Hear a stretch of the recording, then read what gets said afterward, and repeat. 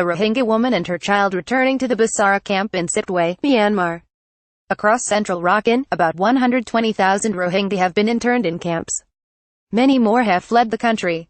Adam Dean for the New York Times SITTWE, Myanmar. He was a member of the Rohingya Student Union in college, taught at a public high school and even won a parliamentary seat in Myanmar's thwarted elections in 1990, but according to the government of Myanmar, Kyaw Min, its fellow Rohingya do not exist. A long-persecuted Muslim minority concentrated in Myanmar's western state of Rakhine, the Rohingya have been deemed dangerous interlopers from neighboring Bangladesh.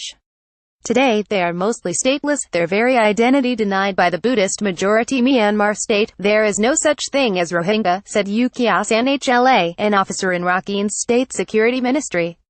It is fake news. Such denials bewilder Mr. Kyaw Min. He has lived in Myanmar all of his 72 years, and the history of the Rohingya is a distinct ethnic group in Myanmar stretches back for generations before. Now, human rights watchdogs warn that much of the evidence of the Rohingya's history in Myanmar is in danger of being eradicated by a military campaign the United States has declared to be ethnic cleansing. Since late August, more than 620,000 Rohingya Muslims, about two-thirds of the population that lived in Myanmar in 2016, have fled to Bangladesh, driven out by the military's systematic campaign of massacre, rape and arson in Rakhine. In a report released in October, the Office of the United Nations High Commissioner for Human Rights said that Myanmar's security forces had worked to effectively erase all signs of memorable landmarks in the geography of the Rohingya landscape and memory in such a way that a return to their lands would yield nothing but a desolate and unrecognizable terrain. The Rohingya are finished in our country, said Kyaw Min, a former school teacher and the president of the Democracy and Human Rights Party. Soon we will all be dead or gone. Adam Dean for the New York Times. The Rohingya are finished in our country, said Mr. Kyaw Min, who lives in Yangon, the commercial capital of Myanmar. Soon we will all be dead or gone. The United Nations report also said that the crackdown in Rakhine had targeted teachers, the cultural and religious leadership, and other people of influence in the Rohingya community in an effort to diminish Rohingya history, culture and knowledge. We are people with our own history and traditions, said Kyaw, a Rohingya lawyer and former political prisoner, whose father served as a court clerk in SITTWE, the capital of Rakhine. How can they pretend we are nothing, he asked.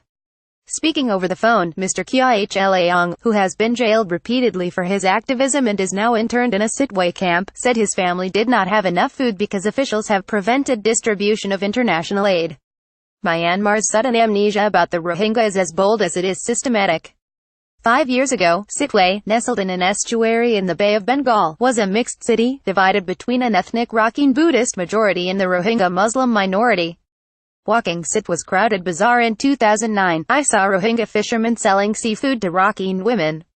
Rohingya professionals practiced law and medicine. The main street in town was dominated by the Jama Mosque, an Arabesque confection built in the mid-19th century. The Imam spoke proudly of SITTWE's multicultural heritage. But since sectarian riots in 2012, which resulted in a disproportionate number of Rohingya casualties, the city has been mostly cleared of Muslims. Across central Rakhine, about 120,000 Rohingya, even those who had citizenship, have been interned in camps, stripped of their livelihoods and prevented from accessing proper schools or health care. A house burned by Myanmar's military in a Rohingya village in Rakhine state in September.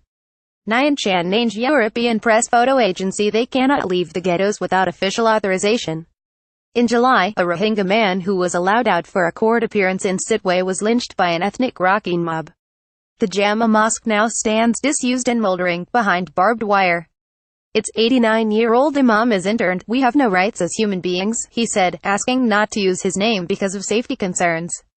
This is state-run ethnic cleansing and nothing else. SITTWE's psyche has adapted to the new circumstances.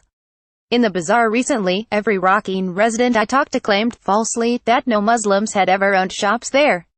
SITTWE University, which used to enroll hundreds of Muslim students, now only teaches around 30 Rohingya, all of whom are in a distance learning program. We don't have restrictions on any religion, said Shui Kyaw, the university's registrar, but they just don't come. Mr. Kyaw Min used to teach in SITTWE, where most of his students were Rakhine Buddhists. Now, he said, even Buddhist acquaintances in Yangon are embarrassed to talk with him. Rohingya refugees arriving in Bangladesh across the Naf River, in September. Sergei Ponomarev for the New York Times. They want the conversation to end quickly because they don't want to think about who I am or where I came from, he said. In 1990, Mr. Kyaw Min won a seat in parliament as part of a Rohingya party aligned with the National League for Democracy, Myanmar's current governing party. But the country's military junta ignored the electoral results nationwide. Mr. Kyaw Min ended up in prison. Rohingya Muslims have lived in Rakhine for generations, their Bengali dialect and South Asian features often distinguishing them from Rakhine Buddhists. During the colonial era, the British encouraged South Asian rice farmers, merchants and civil servants to migrate to what was then known as Burma.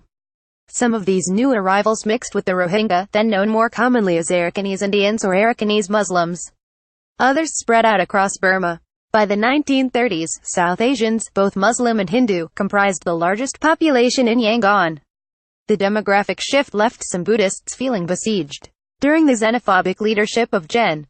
Ne Win, who ushered in nearly half a century of military rule, hundreds of thousands of South Asians fled Burma for India. Rakhine, on Burma's western fringe, was where Islam and Buddhism collided most violently, especially after World War II, during which the Rakhine supported the Axis and Rohingya the Allies. Rohingya crossing a makeshift bridge in the Kutupalong refugee camp, outside Cox's Bazar in Bangladesh. Sergei Ponomarev for the New York Times. Later attempts by a Rohingya insurgent group to exit Burma and attach northern Rakhine to East Pakistan, as Bangladesh was then known, further strained relations. By the 1980s, the military junta had stripped most Rohingya of citizenship. Brutal security offensives drove waves of Rohingya to flee the country.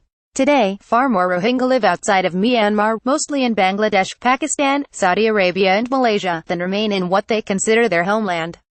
Yet in the early decades of Burma's independence, a Rohingya elite thrived. Rangoon University, the country's top institution, had enough Rohingya students to form their own union. One of the cabinets of UNU's, the country's first post-independence leader, included a health minister who identified himself as Arakanese Muslim. Even under Ne Win, the general, Burmese national radio aired broadcasts in the Rohingya language. Rohingya, women among them, were represented in parliament. Yu Shui Mong, a Rohingya from Buthadong Township in northern Rakhine, served in parliament between 2011 and 2015, as a member of the military's proxy union Solidarity and Development Party. In the 2015 elections, however, he was barred from running.